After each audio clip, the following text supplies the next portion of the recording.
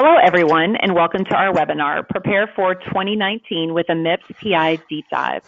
All lines have been muted. The webinar will last 1 hour, and we will have dedicated time after the presentation for Q&A. If you have questions throughout, simply type them in the comments section, and we will address them during the Q&A time. This webinar is being recorded and will be sent to each participant afterwards. Our speaker for today is Mike Schmidt. Mike is the Vice President of Client Success and Regulatory Affairs at iCare Leaders. He manages the MIPS Assurance, Clinical Data Reporting, and ONC Health IT certification programs across all of our EHR platforms. Thank you for taking time out of your busy schedule to join us today. At this time, I will turn the webinar over to Mike. Thank you. Welcome to the 2019 MIPS PI Deep Dive. I am going to talk about first the overall program changes to provide some context for the 2019 MIPS Promoting Interoperability Performance category. Then we'll talk about the 2019 MIPS PI proper in detail.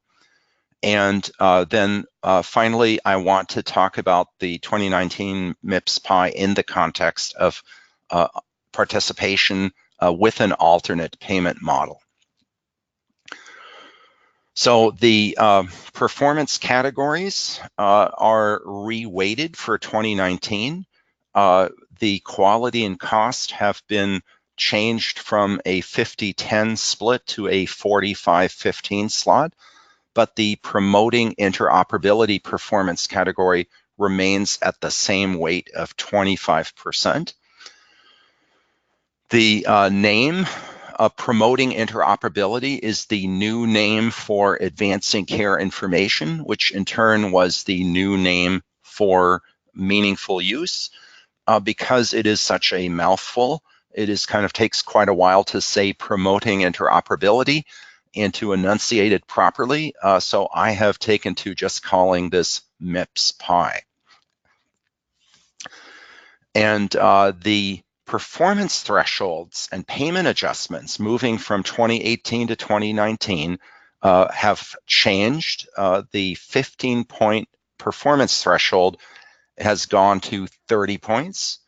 The 70-point threshold for earning an exceptional performance bonus has gone to 75 points. And the nominal payment adjustments for the program have gone from plus or minus 5% to plus or minus 7%. Those nominal payment adjustments are misleading. The upside does not include the exceptional performance bonus, and it is subject to a scaling factor, and it is applied for a payment year 2 years later. Let's please keep that in mind. For 2021 payment year, so that corresponds to the 2019 performance year, CMS estimates that the maximum positive payment adjustment would be plus 5.67%. That is only an estimate, is not the final verdict on that. That is with the exceptional performance bonus included.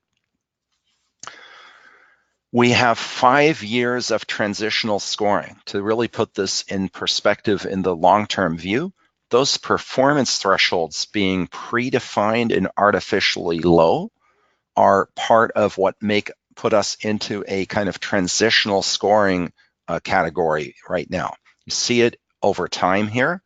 You'll remember that back in 2017, the performance threshold was a next to nothing 3 out of 100 points.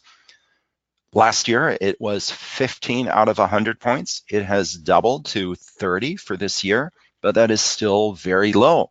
Imagine passing your high school final exam, getting a 30% and still passing and being able to face your mom and dad.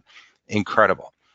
So 45 points, that is just my educated guess that the CMS may increase it to that for the next performance year of 2020. And maybe go to 60 points for the performance year 2021. 2022 is officially now the year where the performance threshold will be calculated from the nationwide average as originally required by MACRA. And CMS estimates that for that future performance year, 2022, the performance threshold will be somewhere between 63.5 and 68.98. I don't know where they got those very precise sounding numbers. I'm sure they will revise those estimates in the years to come. Whatever that performance threshold will be, approximately half of providers nationwide will fail 2022 MIPS because the average value nationwide will be used as the basis for the performance threshold. Now, the consequences of a low performance threshold, which we will still have for 2019, are that the good news is that the great majority of participants will avoid a negative payment adjustment because it's easy to get 30 points.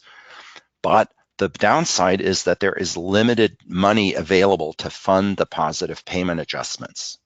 MACRA requires the program to be budget neutral in terms of the standard payment adjustments. So the scaling factor is expected to be very low. And for the standard payment adjustment, if you had a perfect score, you would only receive an additional plus 1.6%. That is funded by the negative payment adjustments. For the exceptional performance, relative to the number of participants expected to exceed that bonus, CMS expects the scaling factor to be such that the best possible score would be plus 4.07%. That is funded by a $500 million a year budget allocated by Congress in MACRA for that purpose. You add those two numbers together. If you had a perfect score, if the CMS estimate were to come true, you could get a plus 5.67%. That is a lot more money than was in play last year. It is an estimated 12.67% of your annual Medicare Part B services. And the scoring function here, or the payment adjustment function as a function of the score, is shown in this complicated looking graph. The horizontal axis would be your final score going from 0 to 100. And then the vertical axis are the percentage payment adjustments. Assuming that you have $350,000 in annual Medicare reimbursements, as an example, that would be over $44,000 per provider per year in play.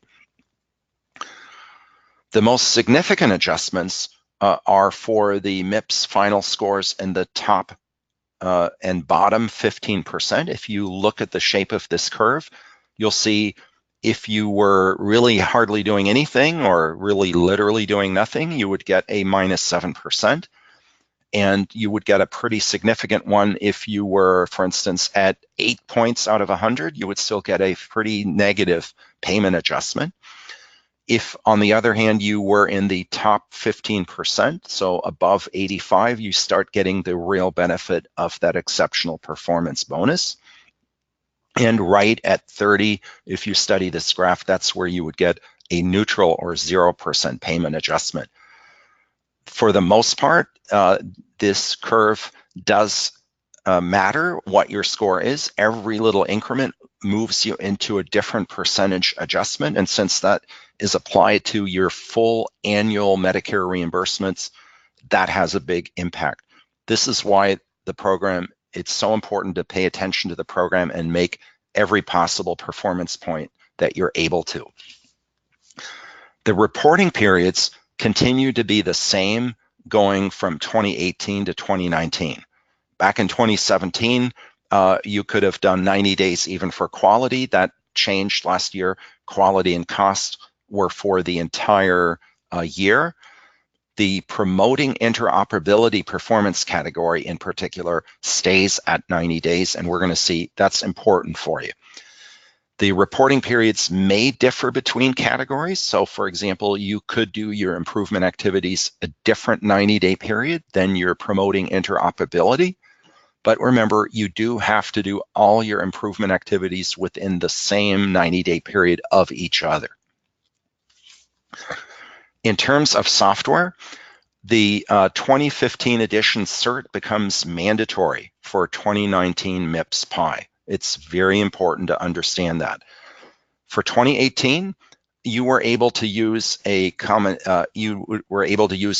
2014 edition or 2015 edition cert, but for 2019, 2015 edition becomes mandatory. In 2018, there were 10 bonus points available for the MIPS PI performance category for using 2015 edition cert. That was 2018 only. It is mandatory in 2019, and there are no bonus points for using 2015 edition. Now, a hybrid 2014-2015 edition is not eligible for 2019 MIPS PI reporting. It is important for you to understand that the software nowadays is modular, so that you have separately certified software components.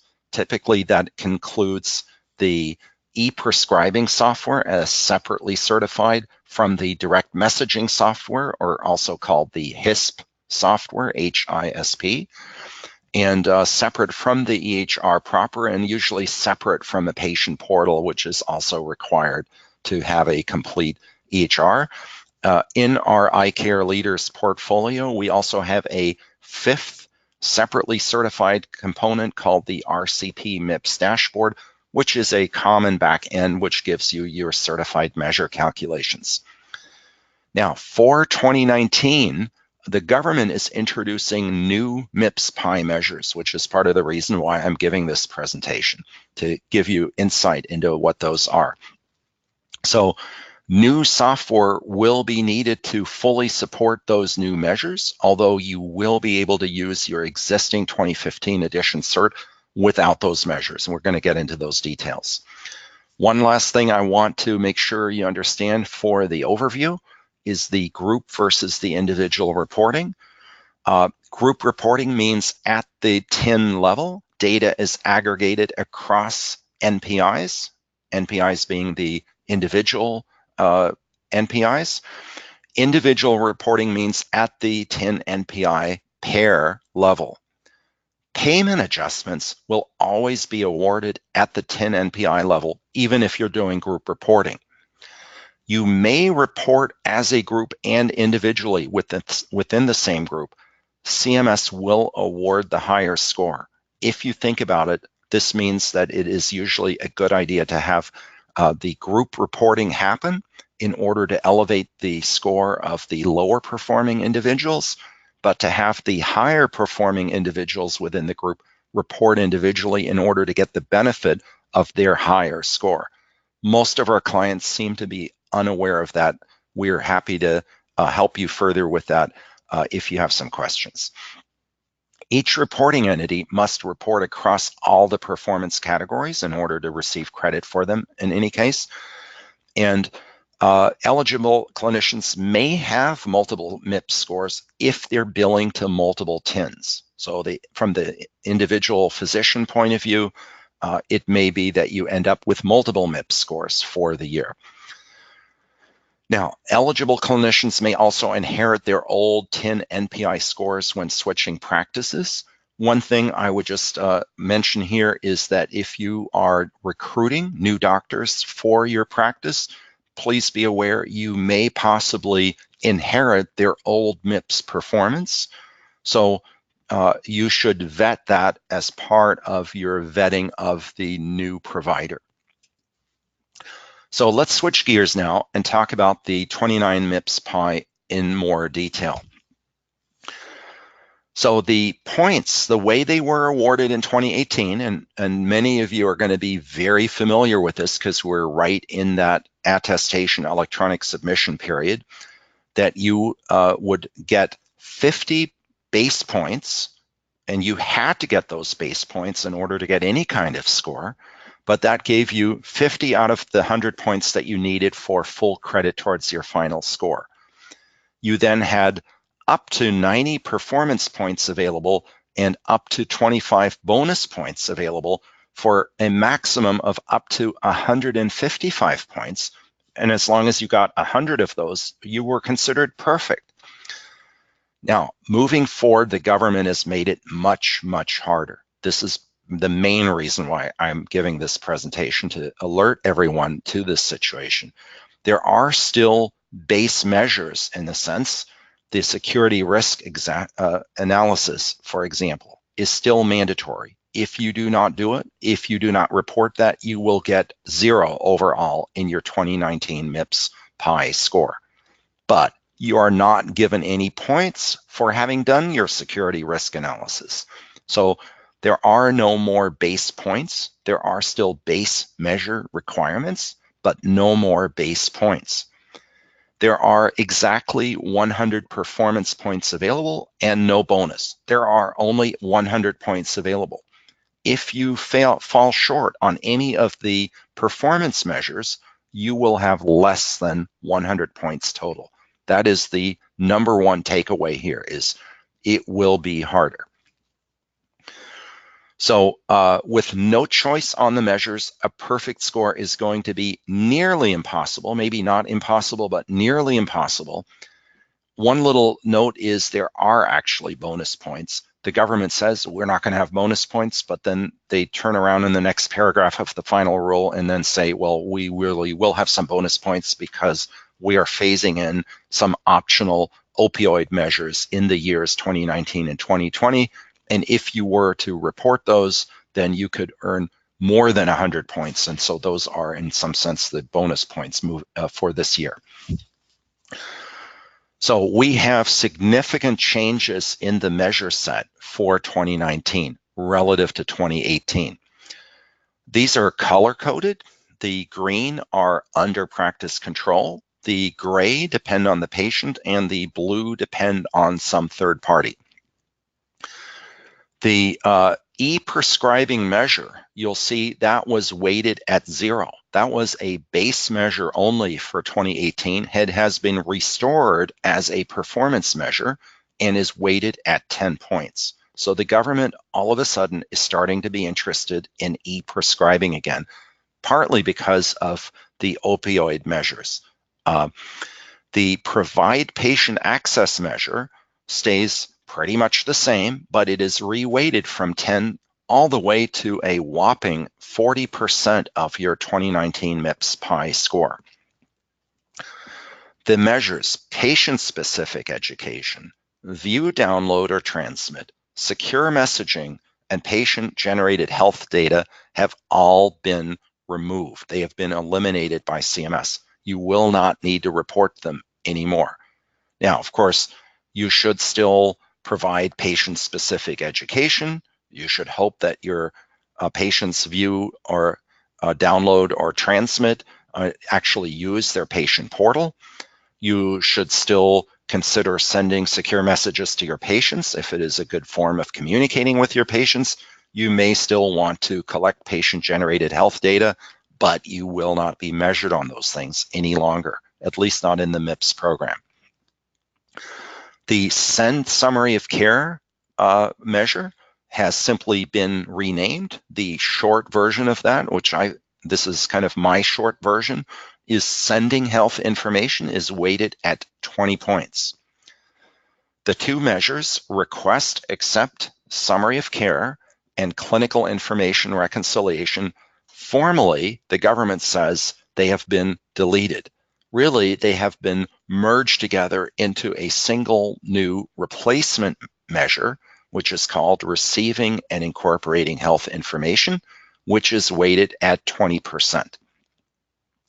Finally, the registry reporting measure, which was 10%, is pretty much the same. It is very similar in spirit, at least. There are some important differences, and we'll get into that, but it is still weighted at 10%. Now, the scoring challenge here is that it is going to be nearly impossible to get a perfect score. So even with perfect quality and improvement activity scores, if you look at your MIPS PI score, and here I have put in percentages that may be from our kind of high performers that we see at iCare Leaders, if you're getting close to a perfect score for e-prescribing and provide patient access and for registry reporting, the good news is This new measure, receiving and incorporating health information, can also be expected, you can expect to get a nearly perfect, if not 100% perfect score on it. But the sending health information measure, this is where you have to use direct messaging and send an electronic summary of care document to an outside provider of care. That one is a challenge. Back in the 2014 stage 2 meaningful use days, the threshold was 5%, and that was a challenge for our clients to meet that 5% threshold. A lot of our clients have been just making the base score. This was a base measure in 2018, making sure they had a numerator 1, and then getting their performance points through other measures. Now it is going to be a critical path for getting a perfect score. So let's say that you met that 2014 meaningful use stage 2 5% threshold. You would get 1 out of the 20 points.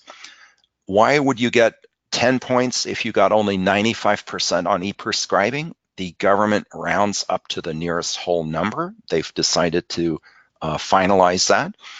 And so for a measure where you have 40 points, you get 95% of 40 would give you an exact 38. So with the examples here, there would be a total of 78 points, and the MIPS final score then would be an 88 out of 100 total. If you had a perfect quality score and perfect improvement activities and you got your bonus points, then you would get a score of an estimated 88 total. For PI, you would only have 19.5 out of 25 possible points. The takeaway here is that the optimal use of your EHR is going to become more critical for 2019 than it was in years past.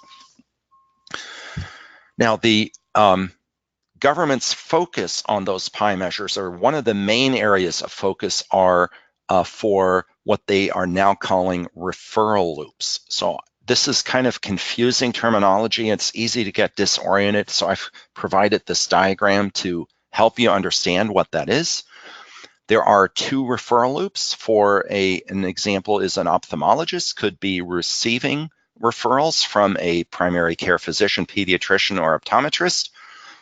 When you receive a patient referral, the applicable MIPS PI measure is the full name is called Support Electronic Referral Loops by Receiving and Incorporating Health Information. That's quite a mouthful. That refers to receiving a direct message with an electronic summary of care file. In the reverse direction, you are expected to send a specialist report. There is a MIPS improvement activity called Implementation of Use of Specialist Reports back to Referring Clinician or Group to Close Referral Loop. That could still be in the form of a fax or a letter. Those 2 are the referral loop number 1. Referral loop number 2 is for the case where you are referring the patient to an outside physician. For example, that could be a subspecialist such as a retina specialist. There is then the MIPS PI measure. The new measure is called Support Electronic Referral Loops by Sending Health Information, or I prefer just for short, Sending Health Information. Going back, that subspecialist is expected to send you a specialist report back that may be in a fax or letter format. That is related to the MIPS eCQM. So this is for the MIPS quality performance category. Quality ID number 374, CMS 50, closing the referral loop, receipt of specialist report. So let's look at the individual measures now. The Send Health Information, the denominator, this is the same logic as before. The denominator is the number of transitions of care and referrals during the performance period for which the MIPS eligible clinician was the transferring or referring clinician. You are referring the patient out. The numerator is the number of times where a summary of care record was created using CERT and exchanged electronically. Now, notice it doesn't say exchanged electronically using CERT. That is because you may use direct messaging. Hypothetically, you could use any other secure electronic transfer mechanism. We are, at iCare Leaders, we are in the process of providing an alternative technology that would complement, not replace, but complement the direct messaging to help you get a higher score with this in case you have some referral partners that don't want to use direct messaging. There is an exclusion if you refer fewer than 100 patients during the 90-day performance period. There is an important issue. The guidance in the final rule is that a transition of care or referral back should be included in the denominator, and that now sounds very strange. If you're getting a referral, if you're referring a patient out and you're receiving the patient back, then now all of a sudden that is also counted as a referral. The question is every outbound referral that you do also is that also count against you? If you're so we interpret this as an explicit clinical decision on the part of the specialist, whether the patient should be transitioned or referred back to the referring physician. So in other words, when you receive a referral, you have been referred a patient from primary care, and now the patient is going to go back to primary care. The question is, are you responsible for creating and sending one of these summary of care documents? Our interpretation is no, generally not, that it is only when you make a clinical decision that it is a required thing for the patient to go back. If you refer the patient back to the primary care provider or to whatever pediatrician or whatever doctor referred the patient to you in the first place, we base this on the CMS definition of transition of care, where it says, at a minimum, this includes all transitions of care and referrals that are ordered by the MIPS eligible clinician.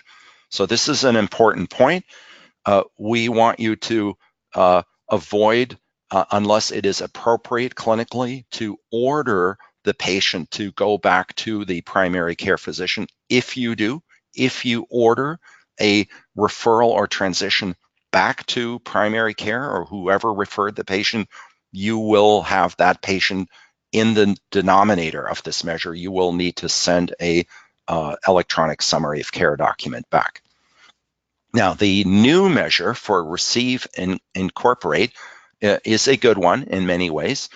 It has in the denominator the number of electronic summary of care records received using CERT for patient encounters during the performance period where you were receiving a transition of care or referral, or where the patient has never before been seen.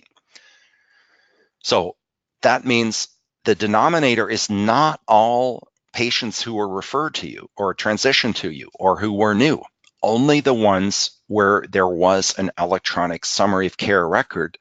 And you don't have to count invalid files received. In fact, in order to match them to a patient and determine that they were referred or transitioned or were never before seen in the practice, you have to already have matched the patient, the summary of care record, to a patient in your EHR. The numerator, once you have that kind of situation, is the number of times that you've gone through the clinical information reconciliation. Just like you might have been used to from before, you have to reconcile medications, allergies, and problems. The exclusions, number one, is if you're unable to implement the measure. Really, this means if your software has not yet been updated for this measure, it will require new software. We want to give you this software update as soon as possible because you will be able to do well on this measure. The second exclusion is if you receive fewer than 100 transitions of care or referral, or you have fewer than 100 new patients. Now, notice that that second exclusion is not harmonized with the denominator. That is not if you have fewer than 100 electronic summary of care records. It's here, they're talking about all transitions, all referrals, all entirely new patients.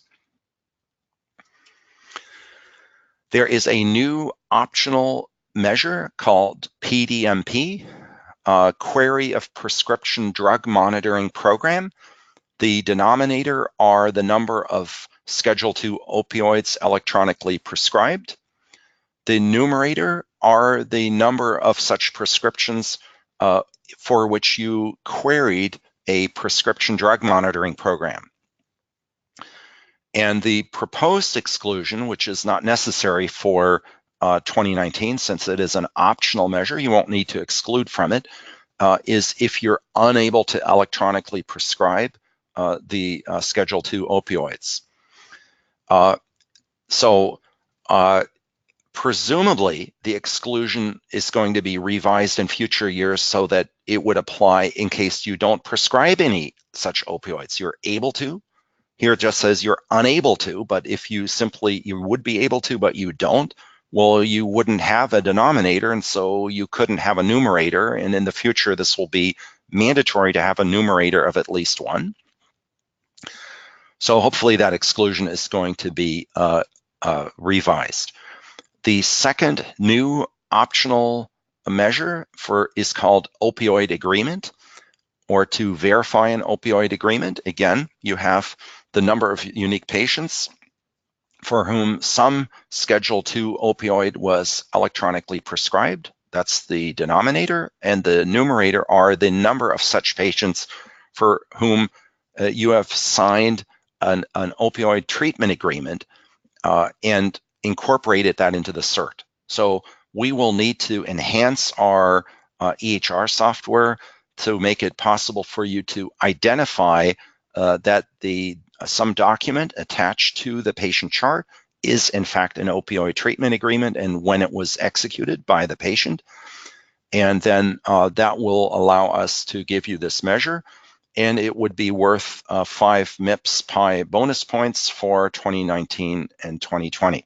It will be mandatory in 2021. So the improvement activities to help with the MIPS PI measures that are related to MIPS PI performance are the care coordination agreements that promote improvements in patient tracking across settings. That is got that identifier. IA stands for improvement activity, CC stands for care coordination, and then it is number 12. Number 1 in that same category is the implementation of use of specialist reports. So our recommendation is that to improve your scores on the critical MIPS PI electronic referral loop measures, that you consider performing these related improvement activities. There will no longer be bonus points available for doing EHR-related improvement activities to boost your MIPS PI score, but you can still get a benefit for MIPS PI related to improvement activities by considering to perform these improvement activities, especially the first one of these, that is number 12, the care coordination agreements. That could help you significantly in order to make sure that your top referral partners are in a position and are willing to work with you to have that electronic exchange of the electronic summary of care documents.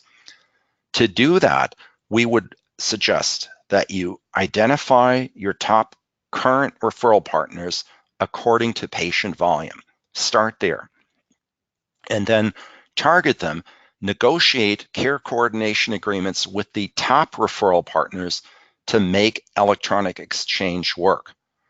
It should be a win-win for both parties. They will be subject to MIPS also.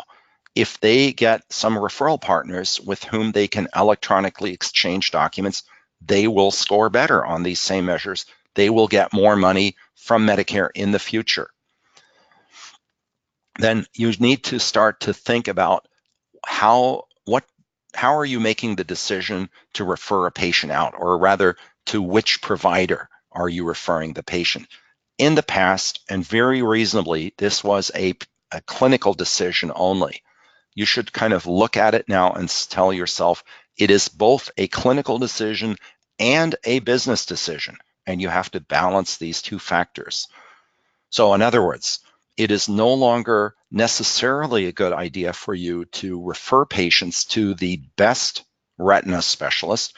It may be that you would consider to send them to the best retina specialist who is willing to work with you and who's willing to accept direct messages from you for care coordination. Your EHR vendor will support you. That's us. Obviously, we want to see you do great on these measures. They are going to be very important, and we will make sure to do everything we can to make sure that the direct messaging works. When you have a third party and you are trying to send direct messages, if there are technical issues, then you can count on us to support you in that process. Now, I want to talk about the MIPS PI in the context of APM participation. First of all, just to go over the APM terminology, which is a little confusing, the alternate payment models refers to programs such as the Shared Savings Program or the Next Generation ACO Model Program, which are programs that are created by CMS and then are qualified as counting as an advanced payment model. The APM entity, as it's called, participates in the APM by signing a participation agreement. Those are typically ACOs. That's the most common thing we see in our space. And so an APM entity could be, for example, the Cleveland Clinic Medicare ACO or the Carolinas Healthcare System ACO. They sign participation agreements with CMS to participate in, for example, the Shared Savings Program. The APM entity participant then in turn participates in the APM entity, in the ACO.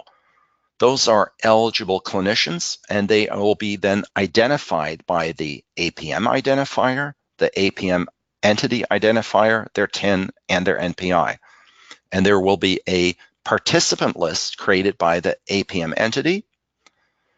That participant list corresponds to what is called the APM entity group, and the individual APM entity participant, that's an individual clinician, is a member of that giant group. The giant group is called the APM entity group. That in turn reports as a whole, as a giant group, to CMS. So there are advanced and MIPS APMs, and there are really essentially three tracks in the quality payment program.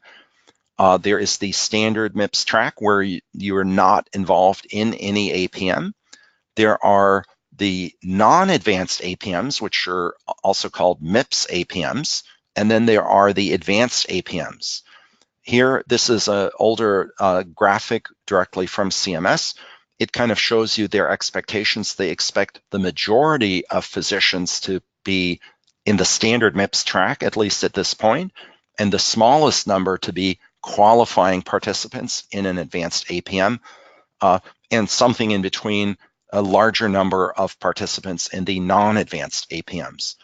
If you participate in an advanced APM, but you don't qualify because of too low patient volume or payment amount for attributed patients, then you would still be scored the same as though you had been in a non-advanced APM, because advanced APMs still are MIPS APMs. They are a proper subset.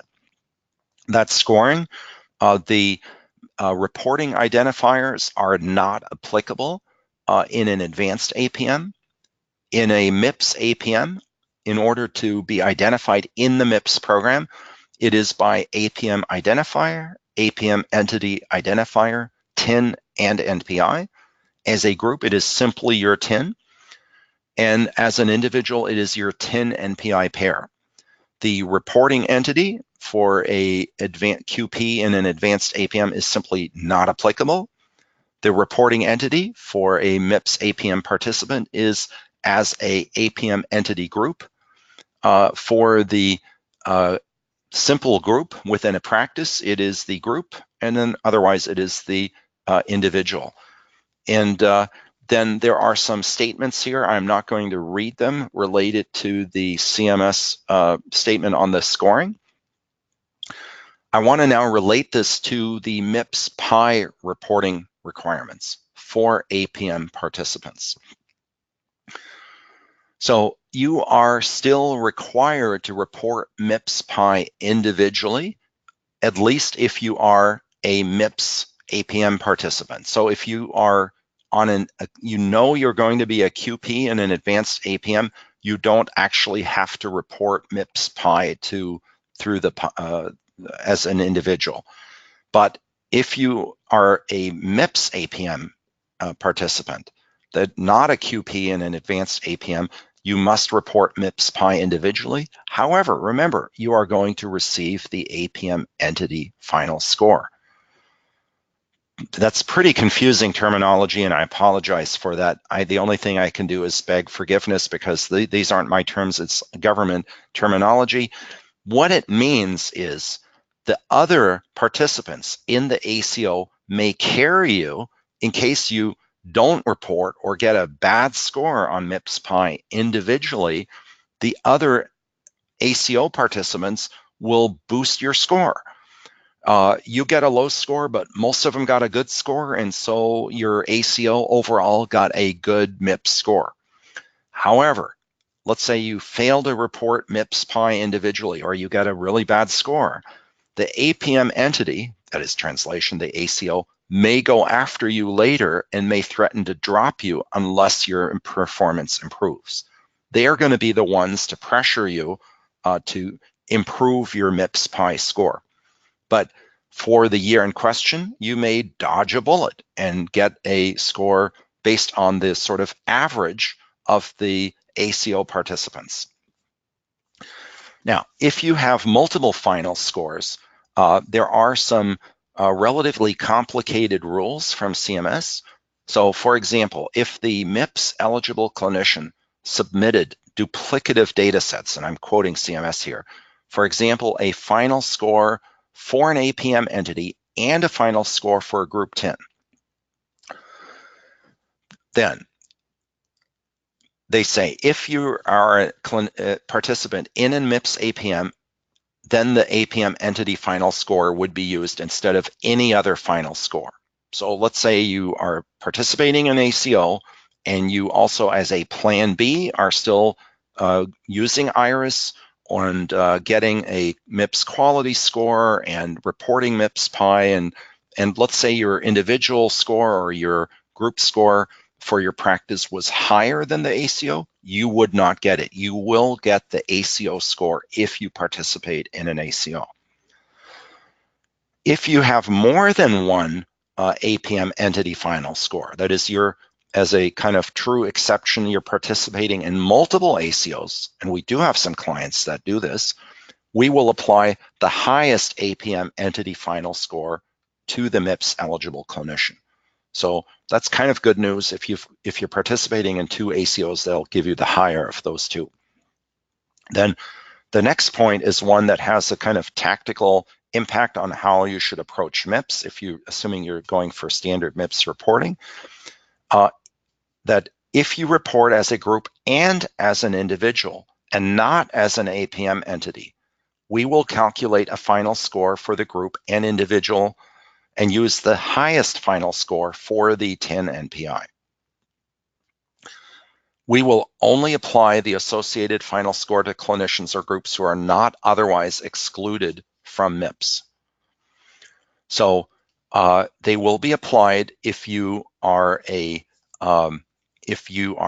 individually excluded, but you are not excluded as part of your group, then you can still earn the MIPS adjustment. And typically that means a positive adjustment if you're going through the trouble of reporting. So that's good news that even if you are below the low volume threshold where you are still then eligible for group reporting, you will still be able to get a MIPS payment adjustment, which if you do things right will be a positive thing.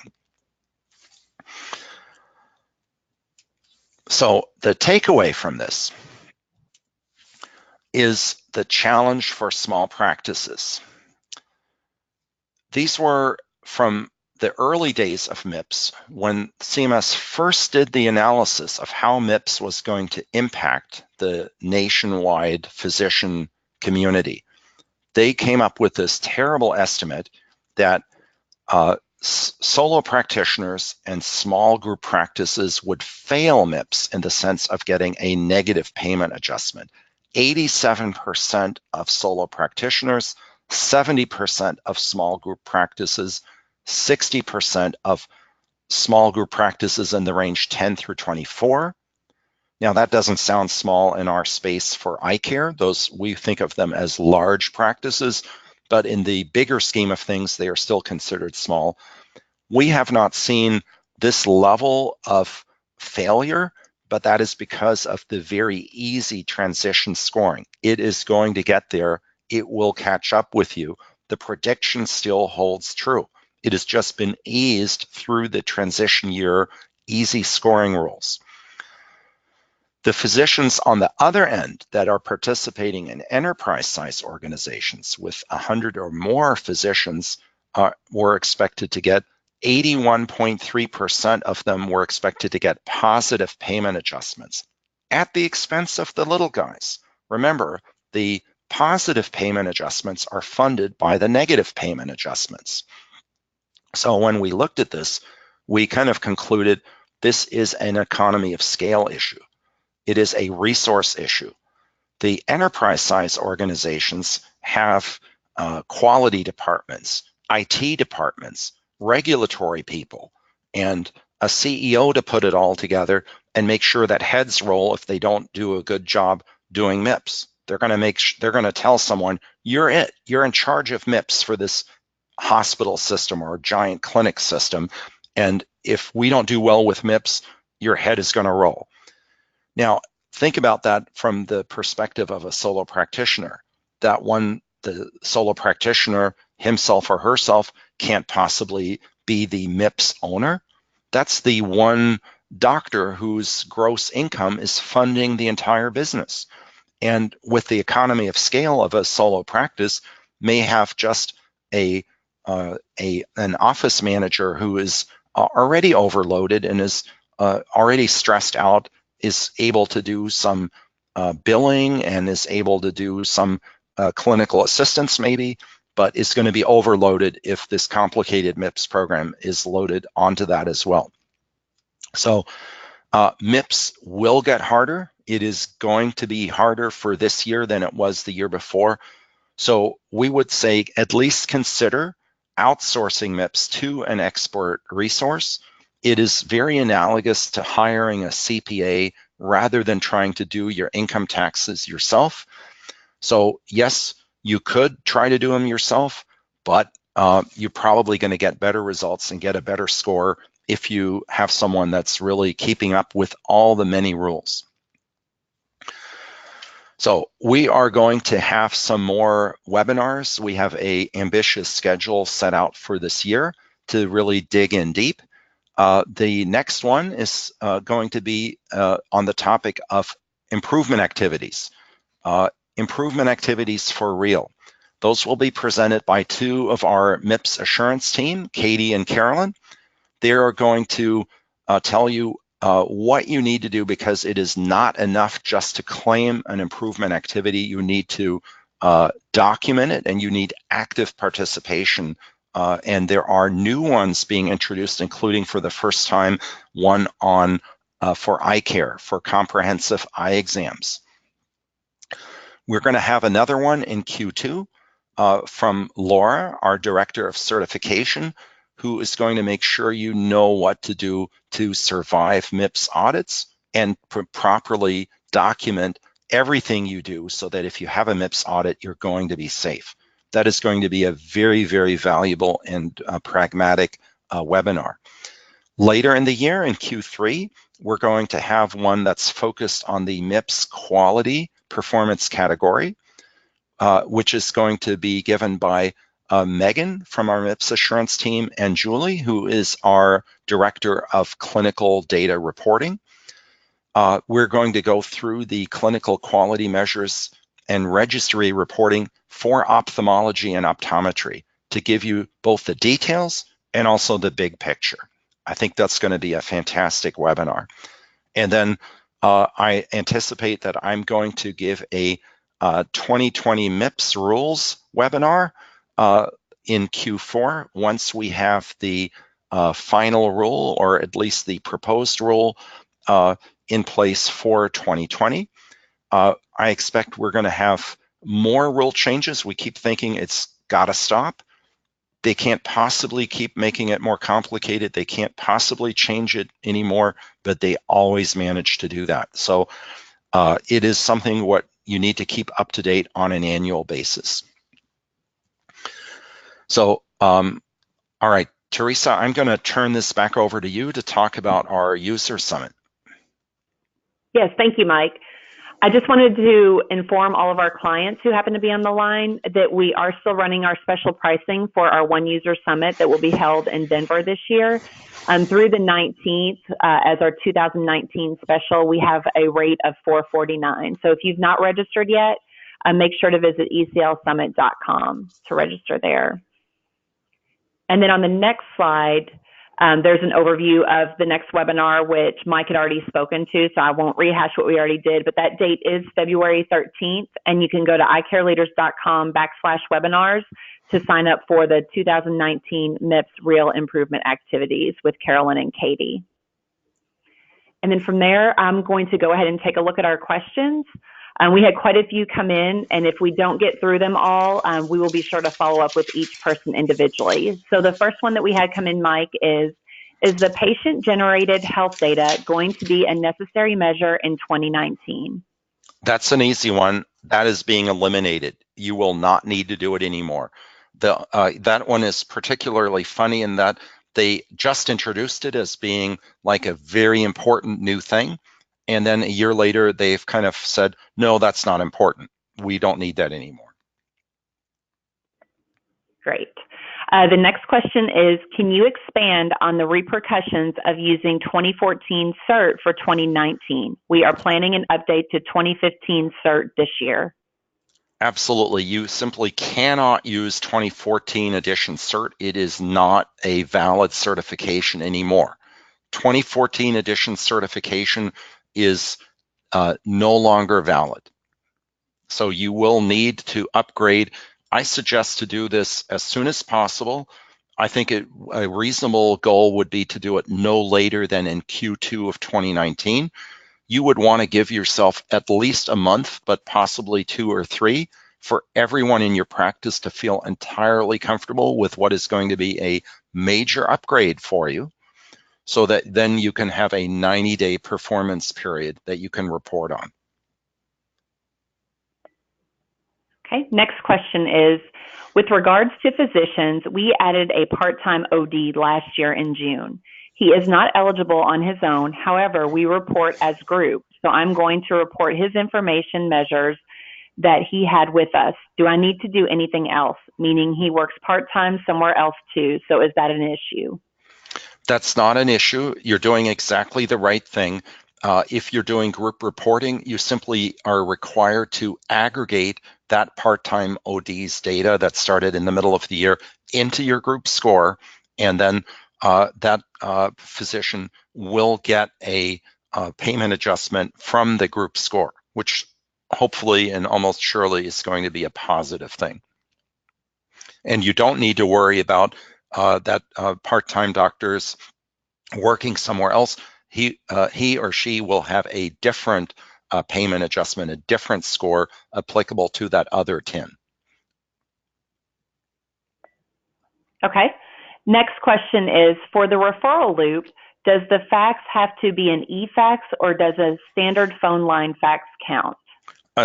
Absolutely. For the referral loop, for the CQM, for example, where you're receiving those, absolutely, you could go ahead and still use a fax, because there's nothing in the CQM specification that says otherwise.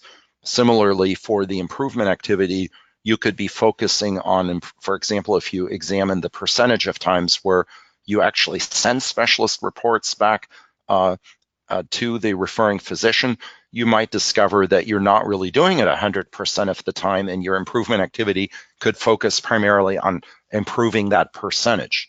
It does not mean that you have to perform the improvement activity by switching from faxes to sending back summary of care documents, unless you wanted to. It would be valid to try that as an improvement activity, but chances are you're going to just want to keep it as it is. Okay. Next question. Next question is can a referral loop be internal in your practice, from our general ophthalmologist to our in-house retina specialist, for example?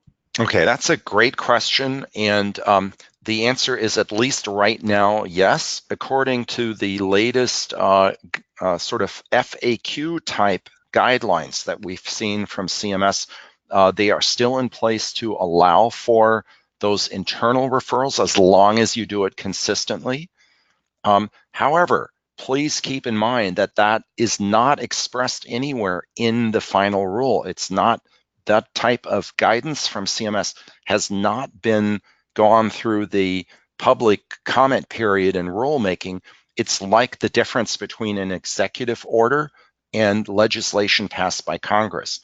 The executive order is weaker in the sense that it could be rescinded at any time. It doesn't take an act of Congress to change it. And so CMS could change its stance on this at any time without public comment, without notice. So originally, they discouraged you from doing it. They said, this is pointless. You already have a single EHR. The patient is already in your EHR database. Both physicians have access to that patient chart electronically. So originally, they said you're not allowed to do it.